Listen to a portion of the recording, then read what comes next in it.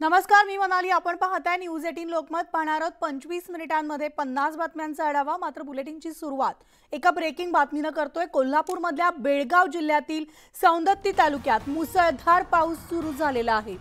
तर तालुक्याचं आराध्य दैवत असलेल्या श्री रेणुकादेवी मंदिर परिसरामध्ये काल संध्याकाळी 5:30 ते 6च्या दरम्यान ढगफुटी सदृश्य पाऊस झालाय. त्यामुळे मंदिर परिसरात मोठ्या प्रमाणात पाणी देखील साचलेलं आहे. आणि ही दृश्य आपण आहेत कोल्हापूरहून पाहतोय. रेणुकादेवी मंदिर भागामध्ये ढगफुटीसारखा पाऊस झालेला असून या ठिकाणचं जनजीवन विस्कळीत झालेलं आहे. तर मंदिर परिसरामध्ये पाणी साचले. दुकानांमध्ये, घरामध्ये देखील पाणी शिरलेलं आहे. आमचे प्रतिनिधी ज्ञानेश्वर साळोखे आपल्यासोबत आहेत. ज्ञानेश्वर, आजची पावसाची काय परिस्थिती आहे? पाऊस थांबलाय का? आणि हे पाणी जे आहे जे सगळीकडे साचलेलं होतं ते काढण्यात आलंय का? त्याचा निचरा झालाय का?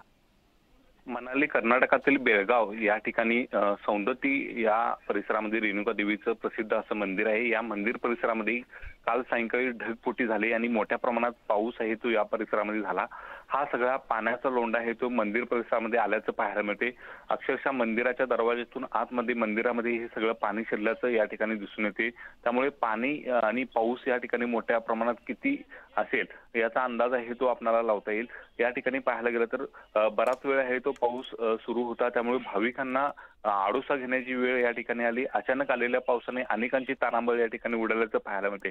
सध्या पाऊस थांबलेला आहे, मात्र एकूणच पाहायला गेलं तर या मंदिर परिसरामध्ये या ठिकाणी मोठ्या प्रमाणात पाण्याचा जे साठा आहे तो या ठिकाणी दिसून येते. पाण्याचे लोड अजूनही येताना या ठिकाणी दिसून येतात. त्यामुळे तो हटवण्याचं काम आहे त्याचा प्रशासनाच्या वतीने करण्यात येते. साचलेलं पाणी काढण्याचं काम करण्यात येते. मात्र एकूणच अचानक आलेल्या पावसामुळे चांगलीच तारांबळ उडाल्याचं पाहायला मिळते आणि ढगफुटीचा हा पाऊस असल्यामुळे अनेकांना या ठिकाणी आहे ते मोठं नुकसान सुद्धा झालेलं आहे आणि त्याचे पंचनामा सुद्धा आता प्रशासनाच्या वतीने करण्यात येत असल्याचं दिसून येते. म्हणाले. धन्यवाद ज्ञानेश्वर या सविस्तर माहितीसाठी.